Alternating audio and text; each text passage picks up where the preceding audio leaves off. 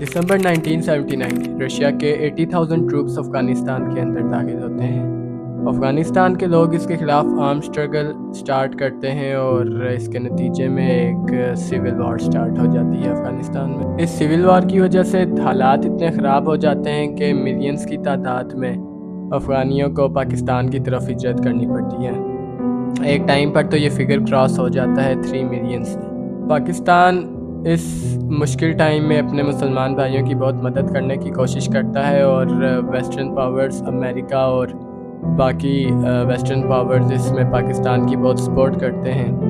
لیکن ان کی سپورٹ افغانستان کے مسلمانوں کی ہمدردی میں نہیں تھی، بلکہ وہ رشیا کو نیچے گرانا چاہتے تھے۔ اس وجہ سے ان کے لیے یہ گولڈن اپارچونٹی تھی کہ وہ اس وار کو یوز کرتے ہوئے رشیا کو ڈاؤن کریں۔ اس ٹائم پر پاکستان کے اوپر مارشل لا لگا ہوتا ہے اور اس ٹائم پاکستان کے پرائم منسٹر ہوتے ہیں جنرل محمد ضیاء الحق، اور 1985 میں الیکشنز ہوتے ہیں اور جنرل محمد ضیاء الحق پریزیڈنٹ کا حلف اٹھاتے ہیں اور پرائم منسٹر بنتے ہیں محمد خان جنیجو۔ اب جنیجو کے بارے میں لوگوں کا عام طور پر یہ سوچنا تھا کہ وہ ہمیشہ ضیاء الحق سے لائل رہیں گے اور ہمیشہ ان کی لائن کو فالو کریں گے، لیکن اس سب کے الٹ میں جنیجو نے سول حکومت کی اتھارٹی کو ایزرٹ کرنا شروع کر دیا، اور اس کی وجہ سے پریزیڈنٹ اور پرائم منسٹر کے بیچ میں یعنی کہ جنیجو اور ضیاء الحق کے بیچ میں ایک رفٹ کھڑی ہو گئی، اور یہ رفٹ تب زیادہ بڑھ گئی جب پرائم منسٹر نے اپنے کنسرن شو کیے ڈیفنس بجٹ کو کٹ کرنے کے لیے، نیشنل اکانومی بلڈ کرنے کے لیے، لیکن جو مین کاز بنا جنیجو کے حکومت سے نکلنے کا وہ تھا جنیوا اکارڈ۔ اب اس جنیوا اکارڈ کا اور افغان جہاد اور رشین آکوپیشن آف افغانستان کا آپس میں کیا تعلق ہے؟ دراصل جنیوا ٹاکس کا جو مین فنکشن تھا وہ تھا رشین آرمی کو ایک ڈیڈ لائن دینا تاکہ وہ افغانستان سے باہر نکل سکیں۔ اب جنیجو اس جنیوا اکارڈ کے حق میں تھے اور ضیاء الحق اس کے خلاف تھے۔ ضیاء الحق یہ چاہتے تھے کہ ہمیں تب تک جنیوا اکارڈ پر سائن نہیں کرنا چاہیے جب تک مجاہدین کی کابل کے اندر گورنمنٹ نہیں بن جاتی، کیونکہ اگر ایسا ہو جاتا ہے ہم سائن کر دیتے ہیں اور ان کی گورنمنٹ کابل کے اندر نہیں بنتی تو امریکہ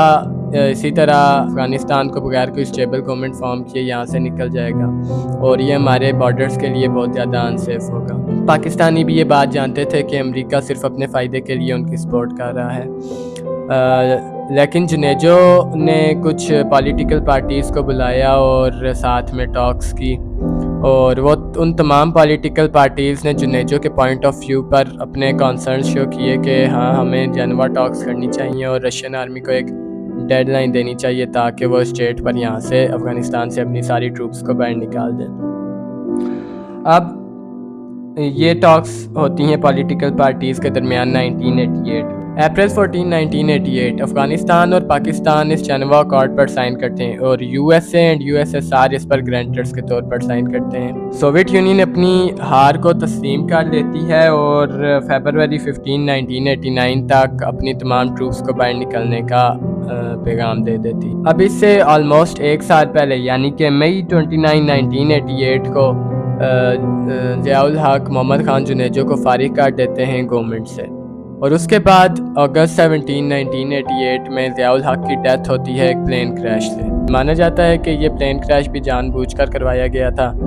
تاکہ اس مارشل لا کو ختم کیا جائے اور سول حکومت آئے تاکہ کرپشن ہو۔ اس طرح سوویت یونین اپنی ہار کو تسلیم کر لیتی ہے اور افغانستان سے باہر نکال دیتی ہے۔ اس سے پاکستان نیشنز کی کمیونٹی میں ایک ڈگنیفائڈ اور آنریبل کنٹری کے طور پر ابھرتا ہے، لیکن اس کے ساتھ ساتھ پاکستان کو بہت مشکلات کا سامنا کرنا پڑا افغان ریفیوجیز کی وجہ سے۔ سب سے پہلے جو یو ایس ایس آر کی اس ڈیفیٹ کے بعد U S S R communist regime shake ہونا شروع ہو گئی اور فائنلی 1991 میں وہ ٹکڑوں میں ٹوٹ گئی اور اس سے بہت سی نئی کنٹریز کی پیدائش ہوئی۔ اس پیریڈ کے دوران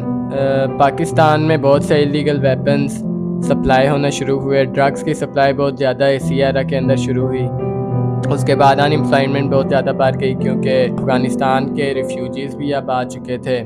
اس کے بعد ہماری اکانومی ڈاؤن ہونا شروع، ٹیررسٹ ایکٹیویٹیز پاکستان کے اندر شروع ہو گئی اور کرائم ریٹس بھی پاکستان میں اوپر جانے، اور آخری سب سے زیادہ میجر ایشو وہی تھا جس کا جنرل ضیاء الحق کو پہلے سے شک تھا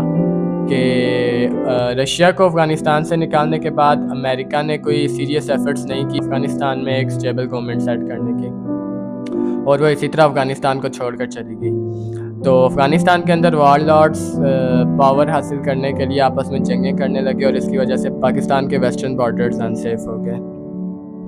پاکستان کے اتنے زیادہ سیکریفائزز کے باوجود بھی افغانیز آج پھر پاکستان کے خلاف ہیں۔ آخر اس کی کیا وجوہات ہیں؟ اگر آپ اس کے اوپر ایک ویڈیو چاہتے ہیں تو نیچے کامنٹ کیجیے، اور اس ویڈیو میں اگر آپ یہ چاہتے ہیں کہ میں اس کے اوپر ویڈیو بناؤں تو اس ویڈیو میں آپ کو یہ بھی بتا دوں گا کہ کیوں پاکستان